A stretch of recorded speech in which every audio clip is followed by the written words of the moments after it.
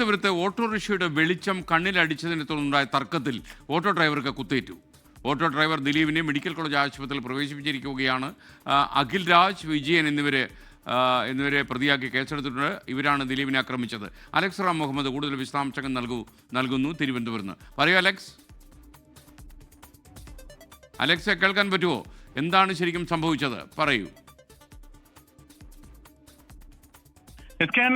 വിഴിഞ്ഞം കരിയടവിള എന്ന് പറയുന്ന സ്ഥലത്താണ് ഇന്ന് രാത്രി ഏതാണ്ട് 7:30 മണിയോടുകൂടി ഈ സംഭവം നടക്കുന്നത്.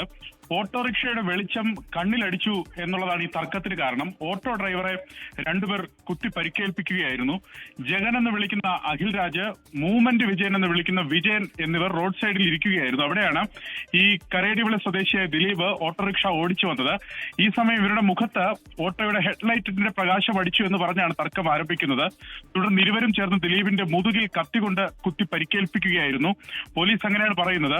വിഴിഞ്ഞം പോലീസ് വധശ്രമത്തിന് കേസെടുത്തിട്ടുണ്ട്. ദിലീപ് നിലവിൽ മെഡിക്കൽ കോളേജ് ആശുപത്രിയിൽ ചികിത്സയിലാണ്. ഈ രണ്ട് പ്രതികളും ഇപ്പോൾ ഒളിവിലാണ്. Okay, thank you. Alex Ram മുഹമ്മദാണ് വിവരങ്ങൾ നൽകിയത്. വണ്ടിയുടെ ലൈറ്റ് കണ്ണിലടിച്ചു കഴിഞ്ഞാലും കത്തിയെടുക്കും എന്നുള്ളത് മലയാളിയുടെ പുതിയ സംസ്കാരമാണോ എന്ന് സംശയം തോന്നും ഈ വാർത്ത കേട്ടാൽ.